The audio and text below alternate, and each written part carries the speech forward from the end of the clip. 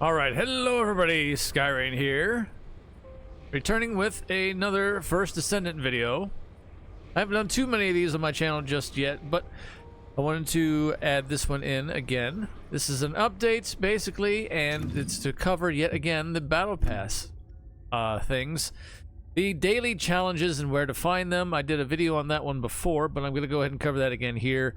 Mostly I wanted to talk about the battle shop and the supply coins that you need to get for this and what to look out for there as well.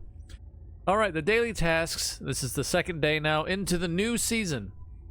Okay, I'm already at season level 4 just by completing the daily tasks from yesterday. So here we go. This is where you find them, by the way. You go to your inventory first. Let me walk it through again. As my character just stands there very stoic-like. I've been playing very casually, solo the entire time, mind you, so here we are. I've been enjoying it up to this point. However, I did participate a little bit into the new invasion, and I'll get to that in a moment as well. That's another part of this video. Alright, so here we go for the Battle Pass right there. As you can see, top tab. Then you go to Challenge. This will bring up your dailies if you don't know about that or how that works. And just found them by accident before. It's possible, yes. So, but this is where you find them. I did a video on this before. To track them, you just click on every single one. Now you have them tracked. And now you can bring them up on a quick menu, but I'll get to that in a second. The season weekly challenges are in this tab. Here are the supply coins that you can get from completing such things as that. I have just barely started chipping away at this here. Clear a mission on hard difficulty 6 times, so I just did that many yesterday, so that's here we are. So I got to get to 200 of those in the season's run of 97 days left on it yet to complete this in order to get the 26 meager coins. I thought they said they were going to increase the amount that we can get for the battle supply coins, but these still feel like a little light, and I'll show you why they feel a little light here. But here's the first week we have so far. Research complete. Oh, okay, so I'll have to do 10 researches to get this one done for 3,000. Okay, I'll definitely hit on that one really easy. I'll pick some easy stuff that'll get done quick. Acquire Kuiper. That's every time I hear them say Kuiper, and the way it's spelled, it always makes me think of Sagat from Street Fighter and Tiger Uppercut. Tiger. The way they pronounce it is Kuiper. This kills me every time. But anyway, acquire Kuiper. Okay, you need a lot for this one to finish. That's 3,000 points there. No, actually, I chipped away at it so far with 1 day, so I guess that's fine. But you get the idea. This is a week 1, and they want you to do this in the first week. Wow. Okay. Okay. Gain Descendant level. I need to switch to my new ones that I just recently crafted. And start working on them for that, or I can do some resets on some other ones. Let's see, defeat enemies. We're just kind of covering all the bases here. I just wanted to go over this myself along within the video to see what is what. This one only gives a meager 5 supply coins for defeat enemy. You gotta defeat 5,000 enemies. Well, in the 2 hours that I played yesterday, or even less than that actually, well, about 2 hours before the reset hit, I only managed to do that much, so that's where I'm at. Anyway, again, casually been playing this and enjoying it up to this point. However, I did hear there is a big point of contention in the recent invasion dungeons they added, and my advice I'll get to that in a moment too. Okay, so here we go. This is what I was talking about, the battle supply shop right here. Now, that's where you get those supply coins from, is by doing those challenge activities. So, the thing that I kind of messed up on the pre-season, this is now the official Season 1 Battle Pass, Battle Supply Shop right here. What I messed up on last season was I kind of picked like, oh, I like this, let me get this. It says free, and I got the coins for it, let me get it. I didn't realize, before I did that, the first couple times anyway, I was like, oh crap. You have to get, like this one over here, this Valby head skin. In order to get this, you need 42 coins, but you have to purchase all the prior gear in this list. So you need 8, 3, 25, 42, 8, 8, and 42 battle supply coins total and then an additional 42 battle supply coins to get this if you want it. So if this is the one you really want, you gotta go through this line here of stuff. And then, because that's what the 007 is for. I'm not a fan of this system. I thought they did say that they were like, well, we noticed a lot of people didn't get this stuff the last time. It's like, well, there's a good reason for that, because you really didn't give that much of an opportunity to get the supply coins for last season unless you grinded like no tomorrow. And even that was just barely breaking it. I think you had to actually do every single event that would give you supply coins in order to get all of them. And in this case, it looks like the same thing again. I'm just hoping the weeks that follow here that they will hopefully stay somewhat true to their word, which they have on a lot of things, to increase the amount of supply coins. That's what I'd really like to see this turn, because my goodness, that was rough. Now, and there's also a second tab here. There's a second tab. So at the end of the rainbow on this one, it's a new head skin for Bunny. If you want this one, same deal. You got to buy everything prior here, and the cost seems to be about the same, if not. These values are a little different from the other one, but I think the totals might be the same. But yeah, that's another deal. Another one of those. You have to get all 7 of these first before you can get this one, and then you still have to have enough coins to purchase that one. So that's how this works. And I'm taking the free-to-play approach, as I do in pretty much every game possible, first and foremost, and then decide, do we want to support it any further than that, or is there something I really want? That kind of deal. That's my approach to every single game in existence now, especially now, because some of them out there have kind of just, you know, jumped off the rails a little too much, and enough's enough. And yeah. So, anyway, there's that for the battle supply shop part of the detailed description there, if you didn't already know, and we're a little confused on how that works. That's how that goes. Battle pass, of course. I'm going to collect all the free stuff I've gotten so far, which is only these 2. Now, I do appreciate that every day, it seems that we get something in our mail. We're completing daily tasks. They've been giving us stuff in the mail, and it's great. It's like either a lot of gold, I've gotten some items. That is a definitely nice quality of life improvement. They've made a lot of quality of life improvements. This one's a little weird to me with the reactors changing their design shapes, that kind of thing, but it is what it is. So, but what I really wanted to get into was the big controversy, or whatever you want to call it. And I've already experienced this myself, seeing as how, you know, I've been playing it very casually. I've gotten to this part in the story already where you have to do what is referred to as like an invasion dungeon. And this is the first one they send you into, and you talk to Alpha and he sends you off.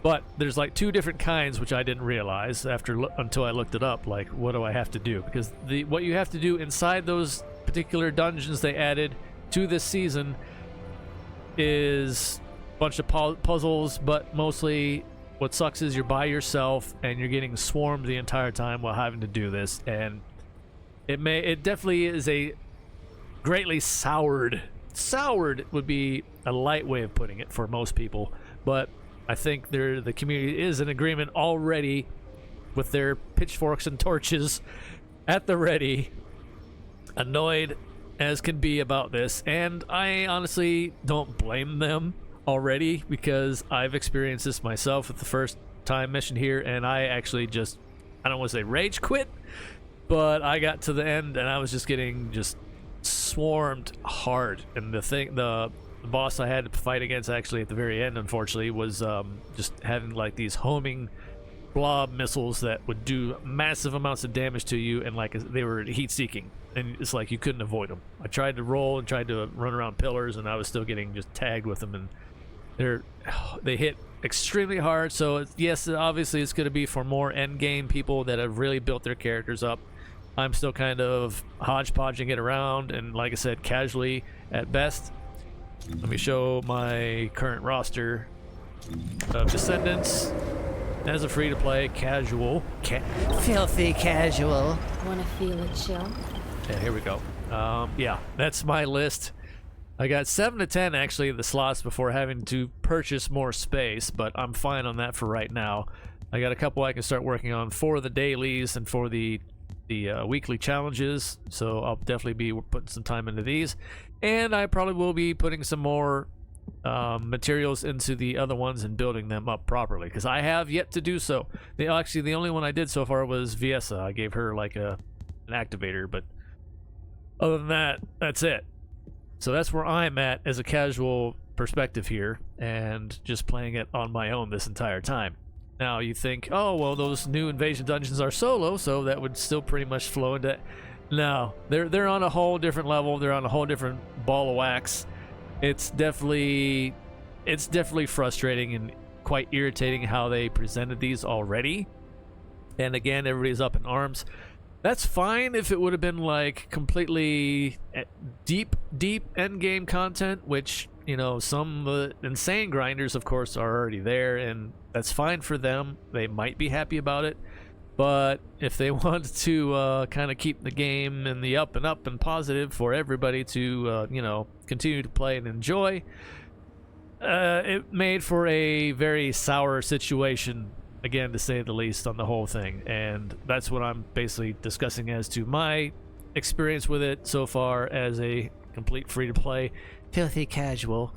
But you know, still nonetheless, you know, I was having fun with it. I say was, and I still am. I'm gonna go back through and do everything else. But as far as the invasion dungeons and whatever else go, that you can do like two different ones. There's still gonna be like 2 different ones a day, I guess.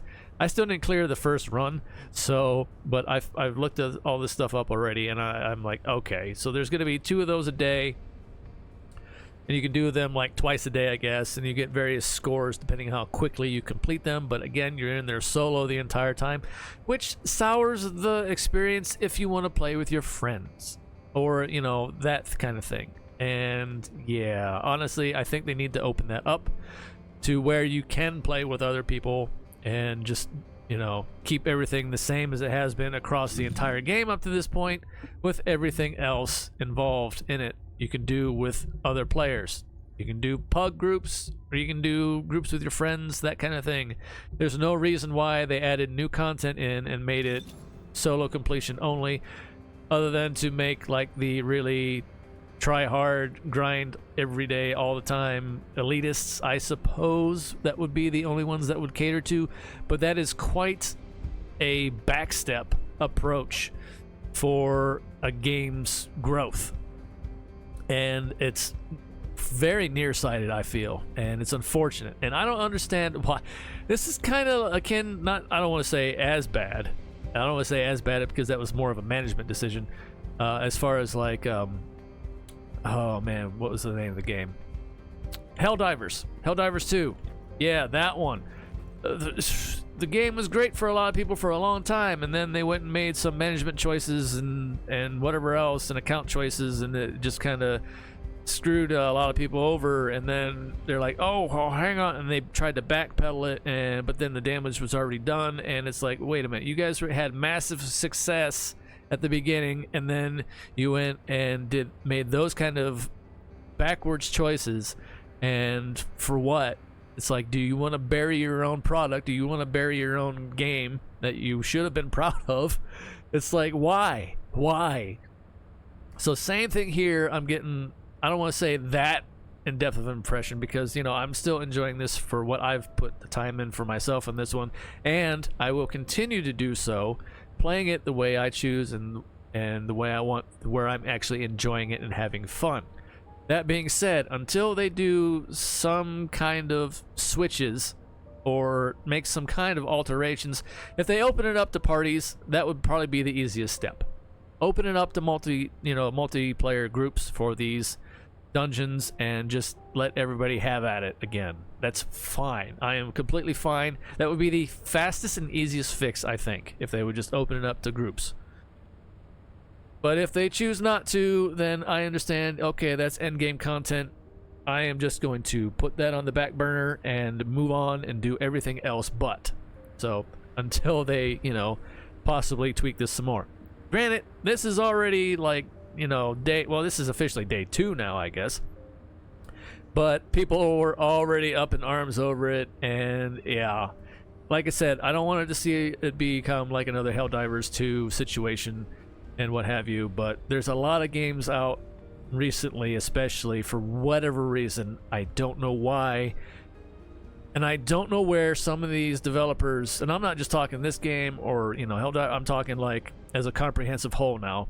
I don't know where they get some of these ideas sometimes, or what worm gets into their head and kind of rattles around and says, oh, this will be great, everybody will love this, or hey, we want to try to squeeze some more money out of people, what else can we do? And then that's usually where they get the most asinine possible ideas out there, and then it's like, well, get out the shovels, you just buried your own game.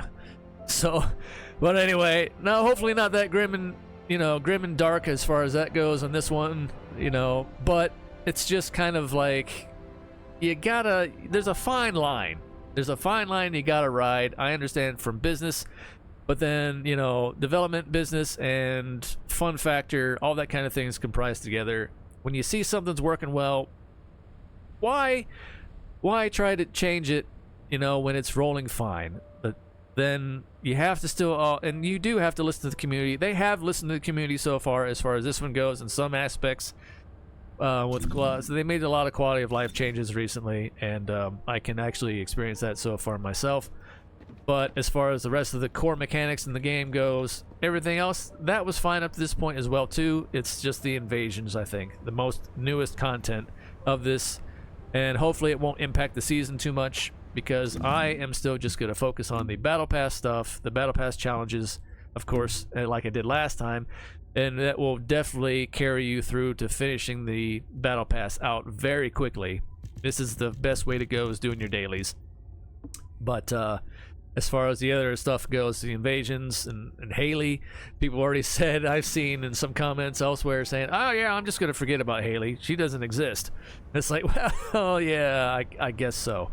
But there's a new system in place. I've already gone on a bit longer than I planned on in this video, but I just want to kind of cover all the bases, mostly the up in arms about the whole invasions.